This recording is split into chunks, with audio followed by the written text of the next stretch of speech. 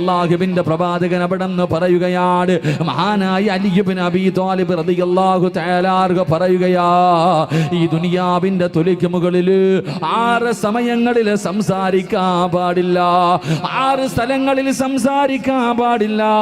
ഏതെങ്കിലും ഒരു മനുഷ്യർ ഈ ദുനിയാവിന്റെ തൊലിക്ക് മുകളിൽ 6 സമയങ്ങളിൽ സംസാരിച്ചാൽ അവന്റെ 30 കൊല്ലത്തെ അമല് നഷ്ടപ്പെട്ടു പോകുമെന്നോ.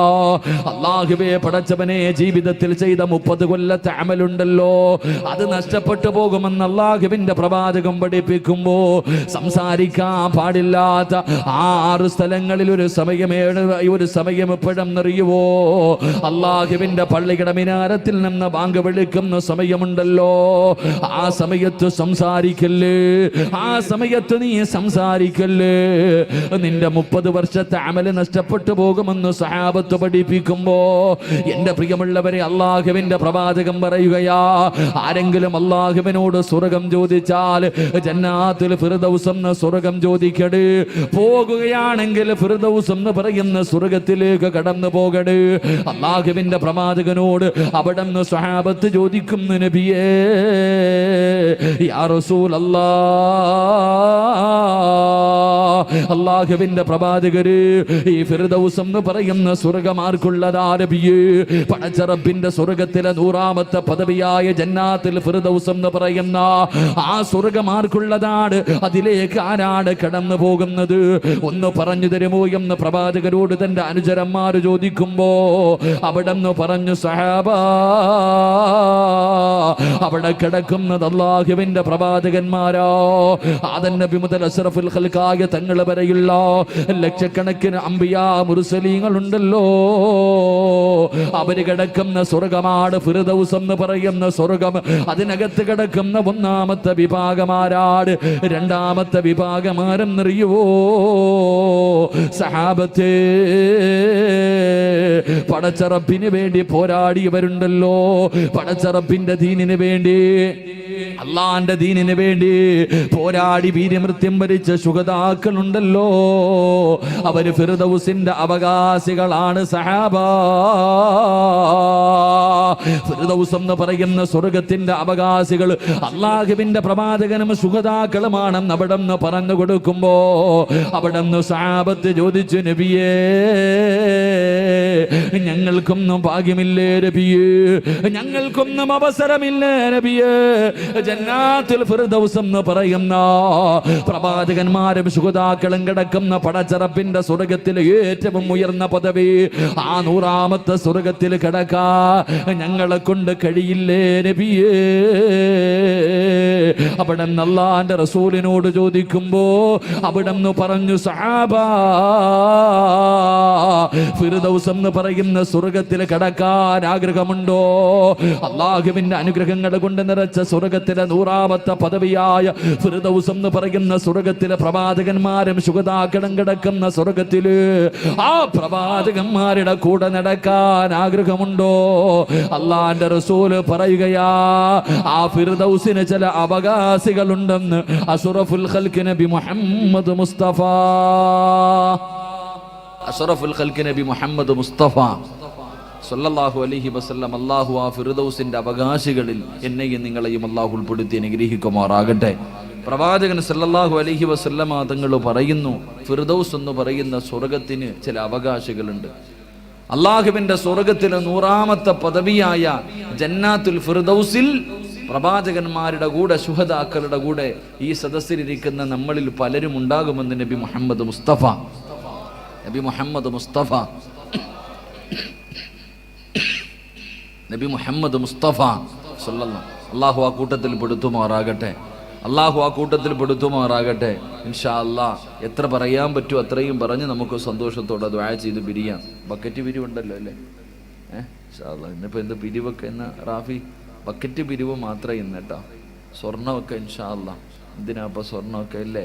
നമ്മുടെ മക്കളൊക്കെ പെൺകുട്ടികളൊക്കെ ഒളിച്ചോടിക്കൊണ്ടിരിക്കുക. ഇനിയിപ്പോൾ കല്യാണമൊന്നും വേണ്ട, അടുത്ത വർഷം ഇനിയിപ്പോൾ കല്യാണമൊന്നും നടത്തേണ്ടി വരത്തില്ല. കാരണം നമ്മുടെ മക്കളിങ്ങനെ സ്വന്തം ഓരോന്നിനെ തിരഞ്ഞെടുത്തുകൊണ്ടിരിക്കുക.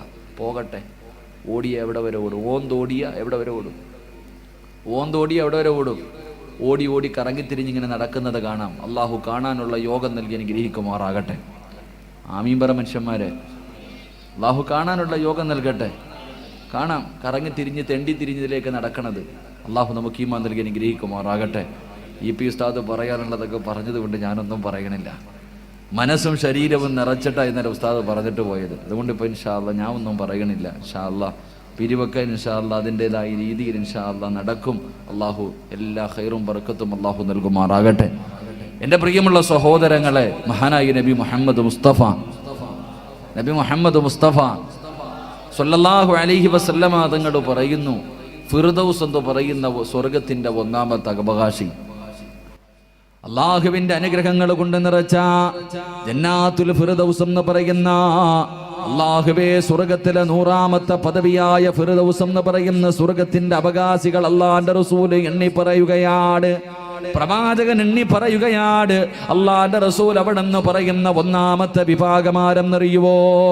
അല്ലാഹുവേ പടച്ചവനെ, പാവപ്പെട്ട പെൺകുട്ടികളുടെ വിവാഹം നടത്തുന്നതിന് വേണ്ടി സംഘടിപ്പിച്ച ഈ പരിപാടിയിൽ ഒരുമിച്ച് കൂടിയ മുസ്ലിമേ, അല്ലാഹുവിന്റെ പ്രവാചകൻ പറയുകയാ, ജന്നാത്തുൽ ഫിർദൗസ് എന്ന് പറയുന്ന സ്വർഗത്തിലേക്ക് കടന്നു പോകുന്ന ആ ഫിർദൗസിന്റെ 1ാമത്തെ അവകാശി ആരെന്നറിയുവോ?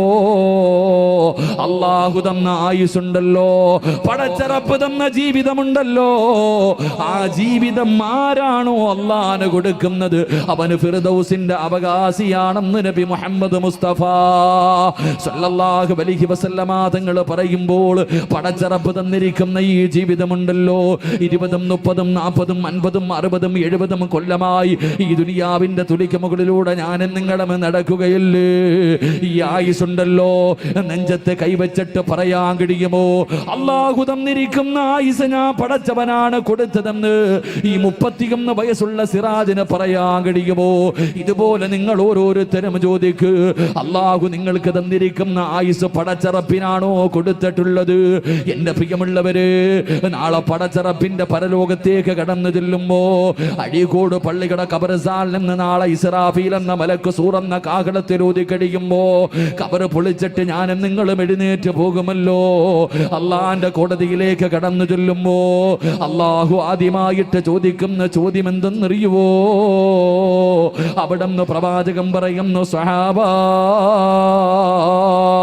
അള്ളാഹു ചോദിക്കുന്ന 3 ചോദ്യങ്ങൾക്ക് മറുപടി പറയാതെ വെച്ചിരിക്കുന്ന കാലം ചലിപ്പിക്കാൻ പോലും കഴിയില്ലെന്ന് അള്ളാന്റെ റസൂല് പറഞ്ഞു തരുമ്പോ, നാളെ പടച്ചറപ്പിന്റെ പരലോകത്ത് ചെമ്പിന്റെ തറയിലെ തലയുടെ മുകളിൽ സൂര്യദിച്ചു നിൽക്കുന്ന പടച്ചവന്റെ കോടതിയിൽ ഞാനും നിങ്ങളും മുഴുവനും എഴുന്നേറ്റ് നിൽക്കുന്ന ദിവസമുണ്ടല്ലോ, അള്ളാഹു ആദ്യമായിട്ട് ചോദിക്കുന്ന ചോദ്യം എന്തെന്നറിയുവോ? മനുഷ്യ, നിനക്ക് ഞാൻ തന്ന ആയുസ് നീ എന്തിനു വേണ്ടി ചിലവഴിച്ചു? മനുഷ്യ, നിനക്ക് ഞാൻ തന്ന ജീവിതമുണ്ടല്ലോ, ഞാൻ നിനക്ക് തന്ന ആയുസുണ്ടല്ലോ, ആ ആയുസ് എന്തിനാണ് ചിലവഴിച്ചത് എന്ന ചോദ്യത്തിന് മറുപടി പറയാതെ ഏത് കൊലകൊമ്പനാകട്ടെ, എത്ര വലിയ പവറുള്ളവനാകട്ടെ, കഴിവുള്ളവരാകട്ടെ, അവന് വെച്ചിരിക്കുന്ന കാലം നനക്കാ കഴിയില്ലെന്ന് ആദരവായ പ്രവാചകൻ നബി മുഹമ്മദ് മുസ്തഫ സല്ലല്ലാഹു അലൈഹി വസല്ലമ തങ്ങൾ പറഞ്ഞു തരുമ്പോ, എന്റെ പ്രിയമുള്ളവരെ, സമയത്തിന്റെ വില നമുക്കറിയില്ലല്ലോ. അല്ലാഹു തന്ന ആയുസിന്റെ സമയങ്ങളെ നിസാരമായി തള്ളിക്കളയുന്നവരാ. എത്രയെത്രയോ മണിക്കൂറുകള് ഞാനും നിങ്ങളും നിസാരമായി തള്ളിക്കളയുന്നവരാണ്. ആ സമയത്തിന്റെ വില നമുക്കിന്ന് തിരിയില്ല, ആ സമയത്തിന്റെ വില നമുക്കിന്ന് മനസ്സിലാകില്ല. എപ്പോഴാണ് മനസ്സിലാകുന്നതെന്നറിയുമോ? പാഴാക്കി കളഞ്ഞ ഓരോ സെക്കൻഡിനെ കുറിച്ച് നെഞ്ചു പൊട്ടിക്കെട്ട് കരയുന്ന ഒരു രംഗം വരാറുണ്ട്. ഒരു നിമിഷത്തിന് വേണ്ടി യാചിക്കുന്ന ഒരു സമയം വരാറുണ്ട്. എപ്പോഴെന്നറിയുമോ? മലക്കുൽ മൗത്ത് അസ്റായീൽ അലൈഹിസ്സലാമിനെ വിളിച്ചു കൊണ്ടുപോകുന്നതിന് കടന്നു വരുന്ന അവസരമുണ്ടല്ലോ. അല്ലാഹുവിന്റെ ഖുർആൻ പറയുകയാ, ലൗലാ അഖർതനീ ഇലാ അജലിൻ ഖരീബ് റഖീബ്. മലക്കുൽ മൗത്ത് എന്ന മലക്കിനെ നിന്റെ കണ്ണിന്റെ മുന്നിൽ കാണുന്ന രംഗമുണ്ടല്ലോ. പൊന്നുമോനെ, പൊന്നുമോനെ, ഈ ജീവിതത്തിന്റെ അവസാനം നിന്നെ വിളിച്ചു കൊണ്ടുപോകാൻ മലക്കുൽ മൗത്ത് കടന്നു വരുന്ന സമയത്ത് കടന്ന് യാചിക്കുന്നു, അല്ലാ അസ്റായീലേ, ഒരു സെക്കൻഡ് അസ്റായീൽ, ഒരു നിമിഷം കൂടെ അസ്റായീൽ. ആ സമയത്താണ് പാഴാക്കി കളഞ്ഞോ, ഞാനും നിങ്ങളും പാഴാക്കി കളഞ്ഞോ. ഓരോ സെക്കൻഡിന്റെയും വില മനസ്സിലാകുന്നത് അപ്പോഴാണ്. മലക്കുൽ മൗത്ത് പറയുന്ന മറുപടി എന്തെന്നറിയുവോ? വലയു അഖിറല്ലാഹു നഫ്സൻ ഇദാ ജാ അജലുഹാ വല്ലാഹു ഖബീറുൻ ബിമാ തഅമലൂൻ. ഒരുപാട് സമയം നിനക്ക് പടച്ചറപ്പ് തന്നല്ലോ, ഒരുപാട് സമയം തന്നായിരുന്നല്ലോ, പാഴാക്കി കളഞ്ഞില്ലേടാ, പാഴാക്കി കളഞ്ഞില്ലേടാ. ഇനി നിനക്ക് അവസരമില്ലെന്ന് പറയുന്ന ഒരു രംഗം വരാനുണ്ടെന്ന് അല്ലാഹുവിന്റെ ഖുർആനാ പറഞ്ഞത്. നാളെ പടച്ചറപ്പേ പിന്നെ സമയത്തിനും അവസരം ചോദിക്കുന്ന ഒരു സമയം കൂടെയുണ്ട്. 3 കഷ്ടം വെള്ളത്തുടിയിൽ പൊതിഞ്ഞ നാട്ടുകാരെ മുഴുവനും പള്ളിയിൽ കൊണ്ടുവന്ന് നിസ്കരിച്ച് 6 അടി മണ്ണിനകത്ത് നിന്നെ കുടിച്ചിട്ടിട്ട് പിരിഞ്ഞു പോവുകയാണ്. നാളെ പടച്ചറപ്പിന്റെ പരലോകത്തേക്ക് കടന്നു വരുമ്പോ അള്ളാഹുവിന്റെ കോടതിയിൽ ചെമ്പിന്റെ തറയിൽ വസ്ത്രം ധരിക്കാതെ ഞാനും നിങ്ങളും ഇങ്ങനെ നിൽക്കുമ്പോ നരകത്തിന്റെ കാവൽക്കാരനായ മാലിക്കെന്ന മലക്കുണ്ടല്ലോ, നരകത്തിന്റെ കാവൽക്കാരനായ മാലിക്കെന്ന് ചെവി കേൾക്കാത്ത കണ്ണ് കാണാത്ത ആ മലക്കിങ്ങനെ കരഞ്ഞു വിളിച്ചുകൊണ്ട് പടച്ചറപ്പിന്റെ നരകത്തെ വലിച്ചു കൊണ്ടുവരികയാ. അള്ളാന്റെ ഖുർആൻ തന്നെ പറയുന്നുണ്ട്, വഇദാ റഅതഹും മിൻ മകാനിൻ ബഈദ് സമിഉ ലഹാ തഗയ്യുലൻ വസഫീറാ. അല്ലാഹുവിന്റെ പരിശുദ്ധമായ ഖുർആനാ പറഞ്ഞത്. നരകത്തിന്റെ കാവൽക്കാരനായ എന്ന മലക്കെന്നതാ മാലിക്കെന്ന മലക്കുണ്ടല്ലോ, കരഞ്ഞു വിളിച്ചുകൊണ്ട് പടച്ചറപ്പിന്റെ അദാബുകൾ കൊണ്ട് നിറച്ച നരകത്തെ വലിച്ചു കൊണ്ടുവരുമ്പോ, ആ നരകത്തെ കണ്ണുകൊണ്ട് കാണുമ്പോ, ആ നരകത്തിന്റെ വിളി കേൾക്കുമ്പോ, ആ നരകത്തിന്റെ തീ കാണുമ്പോ, ആ നരകത്തിന്റെ ആഴം കാണുമ്പോ, അപ്പോഴും അഴീക്കോട് ജട്ടിയിൽ ഒരുമിച്ച് കൂടിയ ചെറുപ്പക്കാരാ, സമയം പാഴാക്കിയ പെങ്ങള്, അപ്പോഴും അല്ലാഹുവോട് ചോദിക്കുന്നത് എന്തെന്നറിയുവോ? റബ്ബനാ അബ്സർനാ വസമിഅനാ ഫർജിഅനാ. പടച്ചറപ്പേ ഒരിക്കൽ കൂടെ അഴീക്കോട്ടിലേക്ക് ഞങ്ങളെ ഒന്ന് മടക്കുവോ അല്ലാ, ഒരു ചാൻസ് കൂടെ തരുവോ അല്ലാ, ഒരവസരം കൂടെ തരുവോ അല്ലാ. നാളെ പടച്ചറപ്പിന്റെ പരലോകത്ത് കിടന്ന് സെക്കൻഡിന് വേണ്ടി, സമയത്തിന് വേണ്ടി വീണ്ടും ഒരു അവസരം തരാൻ വേണ്ടി യാചിക്കുമ്പോ അല്ലാഹുവേ നരകത്തിലേക്ക് നിന്നെ മലക്കുകൾ വലിച്ചെറിയുമെന്ന് അല്ലാഹുവിന്റെ ഖുർആൻ പറയുമ്പോ, എന്റെ പ്രിയമുള്ളവരെ, പടച്ചറപ്പ് തന്നിരിക്കുന്ന ജീവിതമുണ്ടല്ലോ, എപ്പോഴാണ് തീരുന്നതെന്നറിയില്ല, എവിടെ വെച്ചാണ് തീരുന്നതെന്നറിയില്ല, മലക്കുൽ മൗത്തിന് എവിടെയാണ് കയറി വരേണ്ടതെന്നറിയില്ലല്ലോ, എവിടെ വേണമെങ്കിലും കയറി വരുമല്ലോ. പടച്ചവരെ ഒരു മുന്നറിയിപ്പുമില്ലാതെ ഏതുവന്റെയും കൊട്ടാരത്തിന്റെ നടുവിലാകട്ടെ അനുവാദം ചോദിക്കാതെ മലക്കുൽ മൗത്ത് കടന്നു വരുമല്ലോ. എപ്പോഴെവിടെ വെച്ചാണ് വരുന്നതെന്നറിയില്ല. അള്ളാഹു തന്ന ആയുസിന്റെ വില മനസ്സിലാക്കാറ് എപ്പോഴെവിടെ വെച്ചാണ് മരിച്ചു പോകുന്നതെന്നറിയില്ല. എന്റെ പ്രിയമുള്ളവര്, അള്ളാഹുവിന്റെ പ്രവാചകന്റെ പ്രിയപ്പെട്ട സ്വഹാബിയാണ് മഹാനായ റബീഅത്ത് ഇബ്നു ഹൈസം റളിയല്ലാഹു തആല അൻഹു. റബീഅ എന്ന് പറയുന്ന ചെറുപ്പക്കാരനുണ്ടല്ലോ, തന്റെ വീടിന്റെ മുന്നിൽ ഒരു കബർ കുടിച്ചിട്ടിരിക്കുകയാണ്. തന്റെ വീടിന്റെ മുന്നിൽ ഒരു കബർ കുടിച്ചിട്ടിരിക്കുകയാ. രാവിലെ ഉറക്കത്തിൽ നിന്ന് എഴുന്നേറ്റാ കബറിനകത്ത് ഇറങ്ങിക്കിടന്ന് കരയുകയാ. കബറിനകത്ത് കിടന്ന് കരഞ്ഞിട്ടേ വെളിയിലേക്ക് പോകാറുള്ളൂ. തിരിച്ചു വരുമ്പോഴും തന്റെ വീടിനകത്ത് കയറുന്നതിന് മുമ്പ് കബറിനകത്തൊരൽപ്പം നേരം കിടന്ന് കരയുകയാണ്. എല്ലാവരും ചോദിച്ചു, റബീഅ എന്തിനാണ് വീടിന്റെ മുന്നിൽ കബർ കുടിച്ചിട്ടിട്ട് ഇതിനകത്ത് കിടന്ന് കരയുന്നത് ഏതെന്ന് ചോദിക്കുമ്പോ അവിടെന്ന് പറഞ്ഞു, ജനങ്ങളെ, ഞാൻ പോയി കിടക്കേണ്ട സ്ഥലമാണല്ലോ, എന്റെ വാപ്പ വരില്ലല്ലോ, എന്റെ ഉമ്മ വരില്ലല്ലോ, എന്റെ ഭാര്യ വരില്ലല്ലോ, എന്റെ മക്കള് വരില്ലല്ലോ, എന്റെ കൂടപ്പിറപ്പ് വരില്ലല്ലോ, ഞാൻ ഇഷ്ടപ്പെട്ട ഒരാളും എന്റെ കൂടെ വരില്ലല്ലോ, ഞാൻ ഒറ്റയ്ക്ക് പോയി കിടക്കേണ്ടതാണല്ലോ, അതുകൊണ്ട് തയ്യാറെടുക്കുകയാണെന്ന് അവിടെ നിന്ന് പറഞ്ഞു എന്ന് ചരിത്രം പഠിപ്പിക്കുമ്പോ, എന്റെ പ്രിയമുള്ള ചെറുപ്പക്കാരാ, അല്ലാഹു തന്നിരിക്കുന്ന ആയുസ് സുഖിക്കാനുള്ളതല്ലടാ, ആസ്വദിക്കാനുള്ളതല്ലടാ, അടിച്ചു പൊളിക്കാനുള്ളതല്ലടാ, നിനക്ക് തോന്നുന്നത് ചെയ്യാനുള്ളതല്ല, നിനക്ക് തോന്നുന്നത് പോലെ നടക്കാനുള്ളതല്ല. എന്റെ പ്രിയപ്പെട്ട പെങ്ങള്, അല്ലാഹു തന്ന ആയുസ് ബലപ്പെട്ടതാ മോള്, അത് നിനക്ക് ചവിട്ടി തേക്കാനുള്ളതല്ല പെങ്ങള്. എന്റെ പ്രിയപ്പെട്ട സഹോദരങ്ങളോട് പറയുകയാ, പടച്ചറപ്പ് തന്നിരിക്കുന്ന ജീവിതം നിന്റെ വാപ്പയ്ക്കുള്ളതല്ല, ഉമ്മയ്ക്കുള്ളതല്ല, നിന്റെ ഭാര്യയ്ക്കുള്ളതല്ല, നിന്റെ മക്കൾക്കുള്ളതല്ല, നിനക്ക് തോന്നുന്നത് പോലെ ആസ്വദിക്കാനുള്ളതല്ല. എന്റെ പ്രിയമുള്ളവരെ, അത് പടച്ചറപ്പിന് കൊടുക്കാനുള്ളതാ. മഹാനായ അസ്റഫുൽ ഖൽഖ് നബി മുഹമ്മദ് മുസ്തഫ സല്ലല്ലാഹു അലൈഹി വസല്ലമ തങ്ങള് അല്ലാഹുവിന്റെ പ്രവാചകന്റെ മുന്നിലേക്ക് സഅദ് എന്ന് പറയുന്ന ഒരു ചെറുപ്പക്കാരെ കരഞ്ഞുകൊണ്ട് കടന്നു വരികയാ. കറുത്തിരുണ്ടിരിക്കുന്ന, പടച്ചവനെ വല്ലാത്ത കറുപ്പ, മുടിയെല്ലാ ചുരുണ്ടിരിക്കുന്ന, ആര് കണ്ടാലും പടച്ചവരെ വന്ന് മുഖം താഴ്ത്തുന്ന സൗന്ദര്യമില്ലാത്ത സഅദ് എന്ന് പറയുന്ന ചെറുപ്പക്കാർ അല്ലാഹുവിന്റെ പ്രവാചകന്റെ മുന്നിലേക്ക് കടന്നു വന്നിട്ട് അവിടെന്ന് ചോദിക്കുന്നു, നബിയേ, യാ റസൂലല്ലാഹ്, അല്ലാഹുവിന്റെ റസൂലേ, സ്വർഗത്തിലേക്ക് കടന്നു പോകണമെങ്കിൽ നിറമൊരു തടസ്സമാകുവോ നബിയേ? അല്ലാഹുവിന്റെ റസൂൽ പറഞ്ഞു, ഒരിക്കലുമില്ല. പടച്ചറപ്പിന്റെ സ്വർഗത്തിലേക്ക് കടന്നു പോകാൻ നിറമൊരു തടസ്സമില്ല എന്ന് അല്ലാഹുവിന്റെ റസൂൽ പറയുമ്പോ പ്രവാചകനെ സഅദ് എന്ന് പറയുന്ന ചെറുപ്പക്കാരനോട് അവിടെ നിന്ന് ചോദിച്ചു, സഅദ്, അങ്ങനെ ചോദിക്കാനുള്ള കാരണമെന്താ? അങ്ങനെ ചോദിക്കാനുള്ള കാരണമെന്താ? സഅദ് എന്ന് പറയുന്ന ചെറുപ്പക്കാരൻ പറയുന്നു, യാ റസൂലല്ലാഹ്, വിവാഹം കഴിക്കണമെന്ന് എനിക്ക് വല്ലാത്ത മോഹമാ നബിയേ, വിവാഹം കഴിക്കണമെന്ന് വല്ലാത്ത ആഗ്രഹമുണ്ട്. ആരുടെ വീടിന്റെ മുന്നിൽ ചെന്ന് പെണ്ണ് ചോദിച്ചാൽ എനിക്കാരും വിവാഹം കഴിച്ചു തരുന്നില്ല നബിയേ, അവരെന്നെ ആട്ടിയിറക്കുകയാ, അവരെന്നെ പരിഹസിക്കുകയാ, ഒരു മനുഷ്യനും തന്റെ പൊന്നമകളെ എനിക്ക് വിവാഹം കഴിച്ചു തരുന്നില്ല.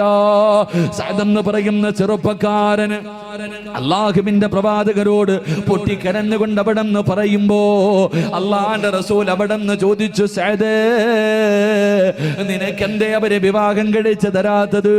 എനിക്ക് സൗന്ദര്യമില്ലല്ലോ നബിയേ, എനിക്ക് കറുപ്പാണല്ലോ നബിയേ, എന്നെ കാണാൻ അഴകില്ലല്ലോ നബിയേ, എനിക്ക് സമ്പത്തില്ലല്ലോ നബിയേ, ഞാനൊരു പാവപ്പെട്ടവനാണല്ലോ നബിയേ, ഇതെല്ലാം അല്ലാഹു തന്നതല്ലേ, അതുകൊണ്ട് ആരും എനിക്ക് വിവാഹം കഴിച്ചു തരുന്നില്ല എന്ന് പറയുമ്പോ അല്ലാഹുവിന്റെ റസൂൽ ചോദിച്ചു, സഅദേ, നിനക്ക് വിവാഹം കഴിക്കടോ? നിനക്ക് വിവാഹം കഴിക്കടോ? നഅം യാ റസൂലല്ലാഹ്, എനിക്ക് വിവാഹം കഴിക്കാൻ ആഗ്രഹമുണ്ടെന്ന് പറയുമ്പോ അല്ലാഹുവിന്റെ പ്രവാചകന് സഅദ് എന്ന് പറയുന്ന ചെറുപ്പക്കാരന് അടുത്ത് വിളിച്ചിട്ട് പറഞ്ഞു, സഅദേ, ഈ നാട്ടിലെ ഏറ്റവും വലിയ പണക്കാരനുണ്ടല്ലോ, ആ നാട്ടിലെ ഏറ്റവും വലിയ പണക്കാരനാട് അംർ ഇബ്നു വഹബ് എന്ന് പറയുന്ന ഒരു മനുഷ്യനുണ്ട്, ആ നാട്ടിലെ ഏറ്റവും വലിയ കോടീശ്വരനാട്, അദ്ദേഹത്തിനൊരു സുന്ദരിയായ പൊന്നുമോളുണ്ട്. അല്ലാഹുവിന്റെ റസൂൽ പറഞ്ഞു, സഅദേ, ആ വീടിന്റെ മുന്നിൽ ചെന്നിട്ട് പെണ്ണ് ചോദിക്കു സഅദ്. സഅദ് എന്ന് പറയുന്ന ചെറുപ്പക്കാരൻ ചോദിച്ചു, യാ റസൂലല്ലാഹ്, പാവപ്പെട്ടവനല്ലേ നബിയേ, ഒരു നേരത്തെ അന്നത്തിന് പോലും വകയില്ലാത്തവനല്ലേ നബിയേ, കാണാൻ അഴകില്ലാത്തവനല്ലേ നബിയേ, ആ കൊട്ടാരത്തിന്റെ മുന്നിൽ ചെന്ന് പെണ്ണ് ചോദിച്ചാ എനിക്ക് വിവാഹം കഴിച്ചു തരുമോ? എനിക്ക് വിവാഹം കഴിച്ചു തരുമോ? അല്ലാഹുവിന്റെ റസൂൽ പറഞ്ഞു, ഞാനാ പറയുന്നത്, പോയി ചോദിക്കാ പറയുകയാണ്. സഅദ് എന്ന് പറയുന്ന ചെറുപ്പക്കാർ അല്ലാഹുവേ വിവാഹ ജീവിതം സ്വപ്നം കണ്ടു കഴിയുന്ന ചെറുപ്പക്കാരനാണ്. അല്ലാഹുവിന്റെ പ്രവാചകന് പറഞ്ഞു വിടുമ്പോ അംർ ഇബ്നു വഹബ് എന്ന് പറയുന്ന പറയുന്ന ഏറ്റവും വലിയ കോടീശ്വരന്റെ വീടിന്റെ മുന്നിൽ ചെന്നിട്ട് അവിടെ നിന്ന് സലാ പറയുകയാണ്. ആ കോടീശ്വരനായ മനുഷ്യൻ വീടിന്റെ വെളിയിലേക്ക് ഇറങ്ങി വന്നു. കോലം കാണുമ്പോ അപ്പോഴേ മുഖം ചൊളിയുന്നുണ്ട്. സഅദ് പറഞ്ഞു, നിങ്ങളുടെ പൊന്നുമോടെ എനിക്ക് വിവാഹം കഴിച്ചു തരുവോ? നിങ്ങളുടെ പൊന്നുമോടെ എനിക്ക് വിവാഹം കഴിച്ചു തരുവോ? കേൾക്കേണ്ട താമസം ആ മനുഷ്യന് വല്ലാത്ത കോപമുണ്ടാവുകയാണ്, അവിടെ നിന്ന് ദേഷ്യമുണ്ടാവുകയാണ്. ഇല്ലടാ, ഇറങ്ങി പോകടാ എന്ന് പറയുമ്പോ സഅദ് എന്ന് പറയുന്ന ചെറുപ്പക്കാരൻ പറഞ്ഞു, അള്ളാന്റെ റസൂലാ പറഞ്ഞത്, അള്ളാന്റെ റസൂലാ പറഞ്ഞത്. അവിടെ അംർ ഇബ്നു മുഖബ് എന്ന് പറയുന്ന മനുഷ്യൻ ആട്ടിയോടിക്കുകയാണ്.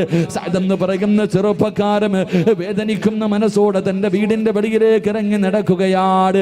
ആ സമയമുണ്ടല്ലോ, ആ കോടീശ്വരന്റെ കാണാനഴകുള്ള യുവത്വത്തിന്റെ നടുവിലൂടെ നടന്നു പോകുന്ന ആ നാട്ടിലെ ഏറ്റവും വലിയ സുന്ദരിയായ പെണ്ണുണ്ടല്ലോ, അവിടെ നിന്ന് വാപ്പയുടെ കയ്യിൽ പിടിച്ചിട്ട് പറഞ്ഞു, വാപ്പാ, ആ ചെറുപ്പക്കാരെ എന്തിനാണ് തിരിച്ചു പറഞ്ഞു വിട്ടത്? അവന് സൗന്ദര്യമില്ലെങ്കിലും അവന് പണമില്ലെങ്കിലും വാപ്പാ, എനിക്ക് ആ ചെറുപ്പക്കാരനെ ഇഷ്ടപ്പെട്ടു വാപ്പാ, എനിക്ക് ആ ചെറുപ്പക്കാരനെ മതി. അല്ലാഹുവിന്റെ റസൂലാ പറഞ്ഞു വിട്ടത്, അല്ലാഹുവിന്റെ റസൂലാ പറഞ്ഞു വിട്ടത്.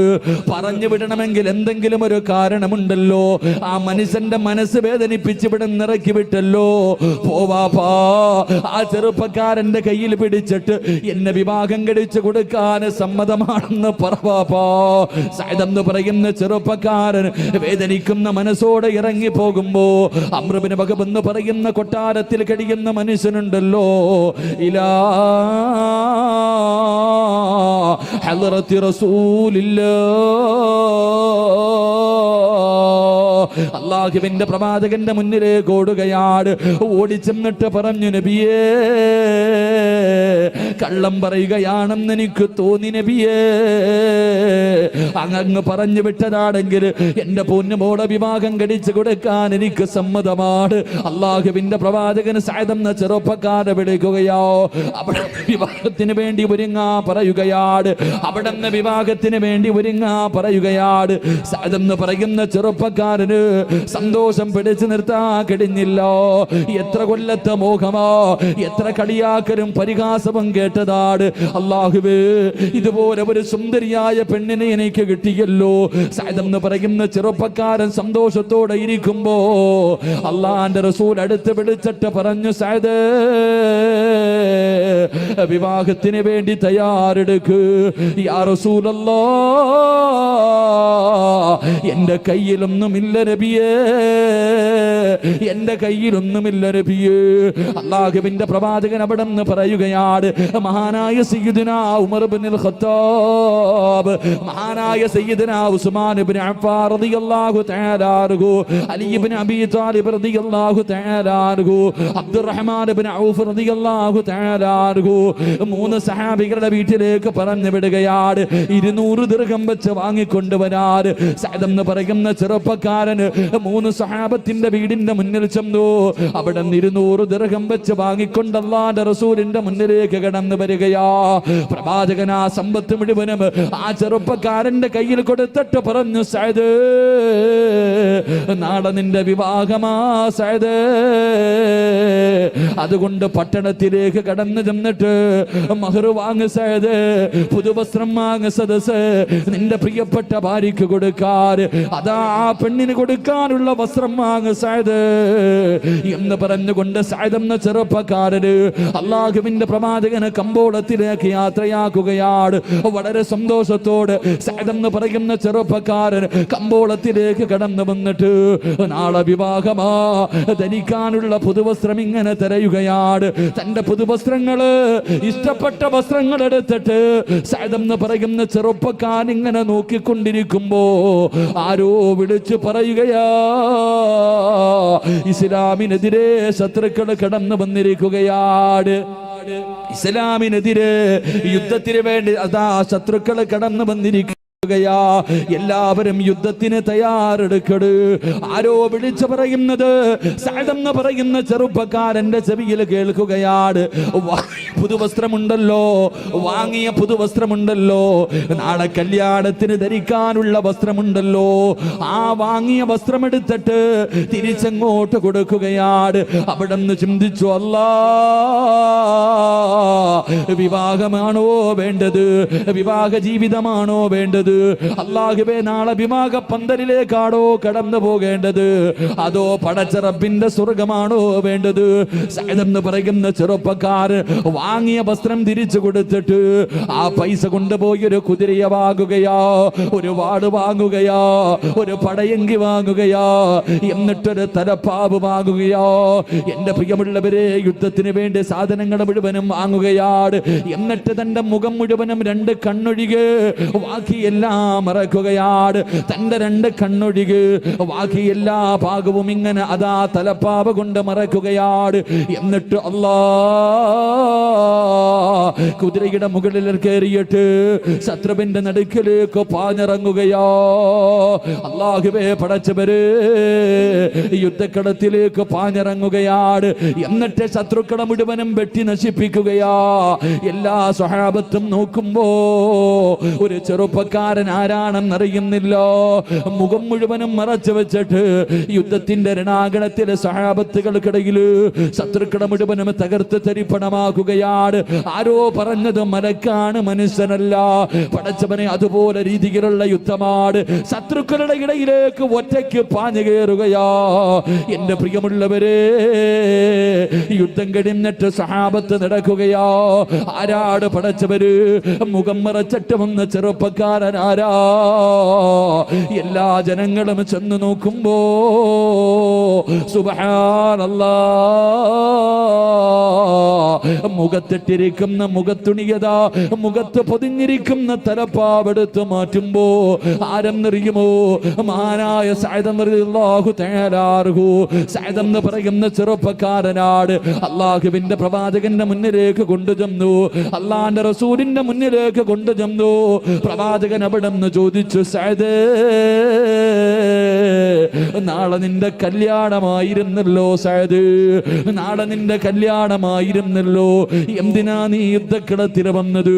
നിന്റെ ഒരുപാട് കൊല്ലത്തെ അഭിലാഷമായിരുന്നല്ലോ, നിന്റെ ആഗ്രഹമായിരുന്നല്ലോ, നിന്നെയും കാത്തൊരു സുന്ദരിയായ പെണ്ണ് കാത്തിരിക്കുന്നല്ലോ സഅദ്, എന്തിനാണ് നീ ഇങ്ങനെ ചെയ്തതെന്ന് ചോദിക്കുമ്പോ, എന്തിനാണ് മുഖം മറച്ചതെന്ന് ചോദിക്കുമ്പോ അവിടെ നിന്ന് പറയുന്നു, യാ റസൂലല്ലാഹ്, എന്റെ മുഖം കണ്ട അങ്ങ് തിരിച്ച് പറഞ്ഞു വിടുമെന്ന് എനിക്കറിയാ നബിയേ. അവസാനം അല്ലാഹുവിന്റെ പ്രവാചകന്റെ മടിയില്, അല്ലാഹുവിന്റെ റസൂലിന്റെ മടിത്തട്ടില് സഅദ് എന്ന് പറയുന്ന ചെറുപ്പക്കാരൻ കിടക്കുകയാണ്. അവിടെ നിന്ന് മരണത്തോട് മല്ലടിക്കുമ്പോ അല്ലാഹുവിന്റെ റസൂല് ചോദിച്ചു, എന്തിനായിരുന്നു സഅദ്? അവിടെ നിന്ന് പറഞ്ഞു, യാ റസൂലല്ലാഹ്, നാളെ പടച്ച റബ്ബിന്റെ പരലോകത്തേക്ക് കടന്നു ചെല്ലുമ്പോ ഞാൻ തന്ന ആയുസ് നീ എന്തിന് ചിലവഴിച്ചു എന്ന് ചോദിക്കുമ്പോ പറയാനൊരു മറുപടി വേണ്ടേ നബിയേ? പറയാനൊരു മറുപടി വേണ്ടേ? സഅദ് എന്ന് പറയുന്ന ചെറുപ്പക്കാരൻ, സഅദ് എന്ന് പറയുന്ന ചെറുപ്പക്കാരന് അല്ലാഹുവിന്റെ റസൂലിനോട് പറഞ്ഞ മറുപടി, യാ റസൂലല്ലാഹ്, ഞാൻ തന്ന ആയുസ് എന്തിനു വേണ്ടി ചിലവഴിച്ചു എന്ന് നാളെ പടച്ചറപ്പ് ചോദിക്കുമ്പോ പറയാനൊരു മറുപടി വേണ്ടി. അവസാനം അല്ലാഹുവിന്റെ പ്രവാചകന്റെ മടിത്തട്ടിൽ കടന്നവിടന്ന് ഷഹീദാവുകയോ, അവിടന്ന് വഫാത്താവുകയോ. അവസാനം ജനാസ ഖബറിലേക്ക് വെക്കാ പോകുമ്പോ അല്ലാഹ് റസൂല് ചിരിക്കുകയാ, അവിടത്തെ മുഖം തിരിക്കുകയാണ്. അല്ലാഹുവിന്റെ പ്രവാചകനോട് സഹാബത്ത് ചോദിച്ചു, യാ റസൂലല്ലാഹ്, മയ്യത്തിന്റെ മുന്നിൽ നിന്ന് ചിരിക്കാറില്ലല്ലോ, അങ്ങ് ആദ്യമായിട്ട് ചിരിക്കുന്നത് കണ്ടല്ലോ, എന്തിനാണ് മുഖം തിരിച്ചത്? മുഖം തിരിക്കുന്നതും കണ്ടല്ലോ. അല്ലാഹുവിന്റെ റസൂല് അവിടുന്ന് പറഞ്ഞു, സഹാബാ, സഅദ് എന്ന് പറയുന്ന ചെറുപ്പക്കാരന്റെ ശരീരത്തിന് വേണ്ടി സ്വർഗത്തിലെ ഹൂറില്ലീങ്ങളായ പെണ്ണുങ്ങളുണ്ടല്ലോ, അവര് പരസ്പരം തമ്മിലടിക്കുന്നു സഹാബ. ദുനിയാവിലെ പെണ്ണിന് ആരാ വേണ്ടത്? സ്വർഗത്തിലെ പെണ്ണുങ്ങൾ പരസ്പരം ആ ചെറുപ്പക്കാരന് വേണ്ടി കിടന്ന് തമ്മിലടിക്കുകയോ. ആ കൂട്ടത്തില് ഒരു ഹൂറില്ലീങ്ങളിൽപ്പെട്ട ഒരു പെണ്ണിന്റെ മടമ്പങ്കാല് വെളിവായി സഹാബ. അത് കാണാതിരിക്കാനാണ് ഞാൻ എന്റെ മുഖം തിരിച്ചതെന്ന് അല്ലാഹുവിന്റെ റസൂല് പറയുമ്പോ, എന്റെ പ്രിയപ്പെട്ട ചെറുപ്പക്കാരാ, അല്ലാഹു തന്നിരിക്കുന്ന ആയുസ് നിനക്ക് സുഖിക്കാറുള്ളതല്ലടോ. പടച്ചറപ്പിന്റെ സ്വർഗം നിനക്ക് വെറുതെ കിട്ടില്ലടോ. വമിനന്നാസി മയ്യസിരി നഫ്സഹു ബുത്തിഗാ മർളാത്തില്ലാ വല്ലാഹു റഊഫുൻ ബിൽ ഇബാദ്.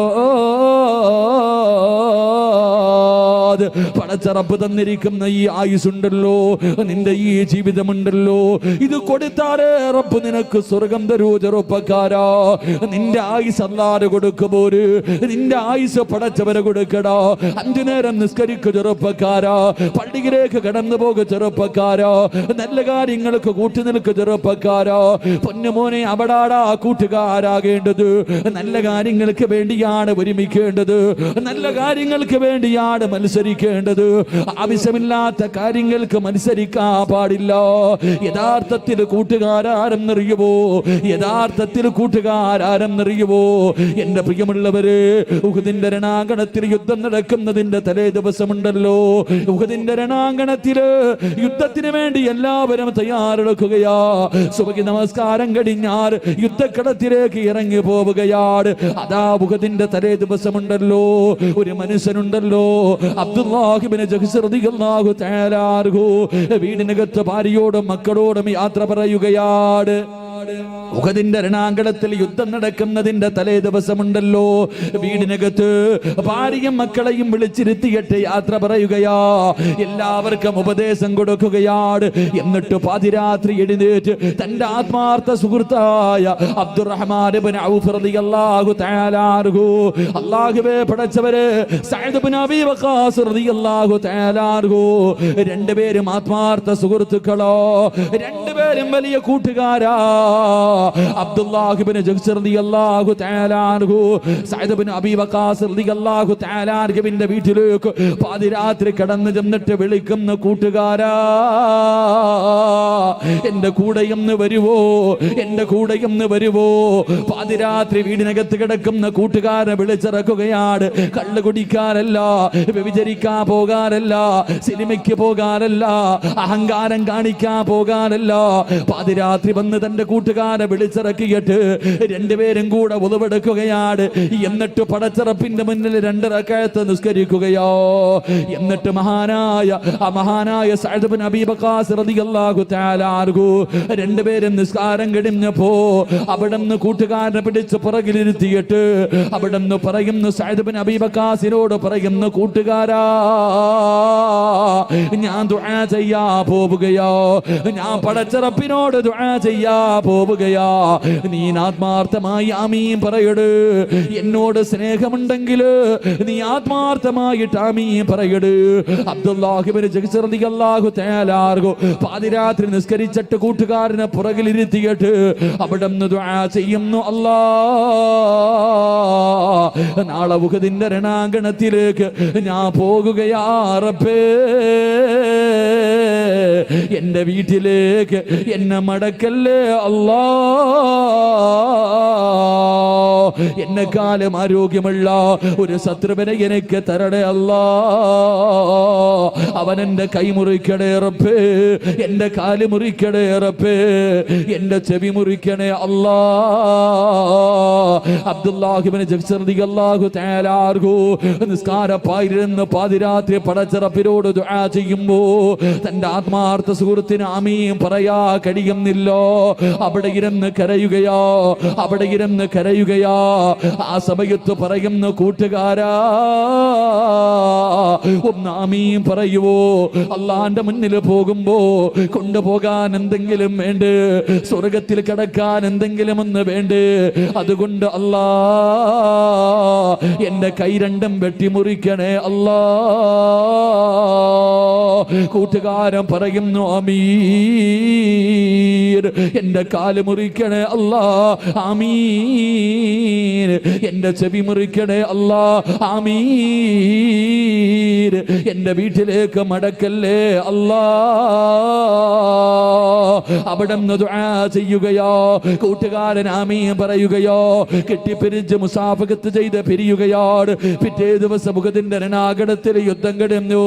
സഅദ് ഇബ്നു അബീ വഖാസ് റളിയല്ലാഹു തആല ഓടുകയാണ്. പടച്ചവരെ, യുദ്ധക്കളത്തിൽ ശഹീദായി കിടക്കുന്നു.